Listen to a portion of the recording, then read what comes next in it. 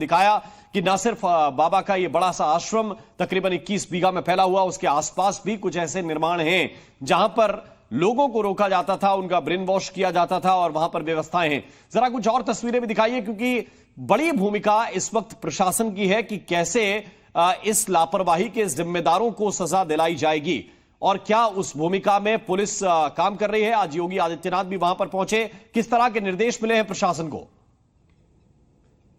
देखिए, प्रशासन को साफ तौर पे निर्देश है कि दोषी जो भी हो बचना नहीं चाहिए, लेकिन पुलिस काम किस तरह से कर रही है, पुलिस की जो स्थिति है, जो प्रशासन की स्थिति है, वो हम आपको बता रहे हैं। जब सुबह सीओ यहां पर पहुंचे, स्थानीय सीओ, तो हम उनसे बात जब कर रहे थे तो उन्होंने कहा कि 4 या 5 कमरे ही आश्रम में हैं। जब दूसरा सवाल हमने किया कि आश्रम में क्या एयर कंडीशन लगे हैं, तो उन्होंने कहा पंखे लगे हैं। अब जो तस्वीर है वो सामने है, तो सवाल ये उठता है कि आखिर पुलिस इन बातों को क्यों छिपा रही है, आखिर पुलिस किसे बचा रही है और क्यों बचा रही है, जबकि साफ तौर पर मुख्यमंत्री के आदेश है कि जो भी दोषी हो उसे बख्शा नहीं जाए। और सीडीआर साफ तौर पे ये कह रहा है कि बाबा इसी आश्रम में मौजूद है, लेकिन उसके बावजूद भी अभी तक बाबा की नीतीश आपके पास मैं वापस लौट कर आऊंगा। इस वक्त एक बड़ी खबर मिल रही है, एक बड़ा खुलासा इस वक्त हो रहा है। बाबा साकार को लेकर एक बहुत बड़ा खुलासा हुआ है। बाबा की कॉल डिटेल चेक पर एक बड़ा खुलासा हुआ है।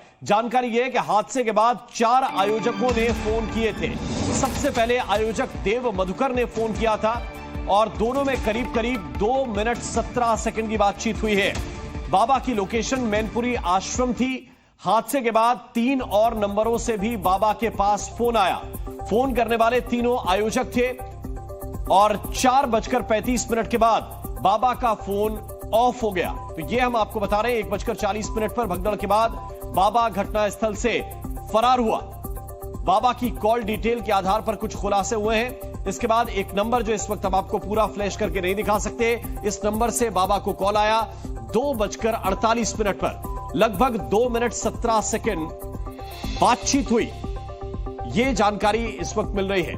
आयोजक देव प्रकाश का बाबा को कॉल आया, यह भी जानकारी इस वक्त मिल रही है।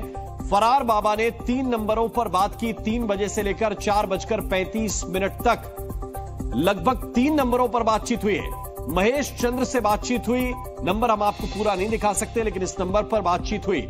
संजू यादव से इस नंबर पर 40 सेकंड तक बातचीत हुई है, दूसरी कॉल है। और इसके बाद बाबा की बातचीत तीसरे नंबर पर भी हुई और एक एक डिटेल जी न्यूज के पास इस वक्त है। रंजना नाम की एक महिला से बातचीत हुई, 11:33 यानी कि 11 मिनट 33 सेकंड बात हुई। सत्संग के आयोजक देव प्रकाश की पत्नी है रंजना, और रंजना से भी बाबा की बातचीत हुई है। और खबरों में आगे बढ़ेंगे, लेकिन पहले नजर इस वक्त की हेडलाइंस पर।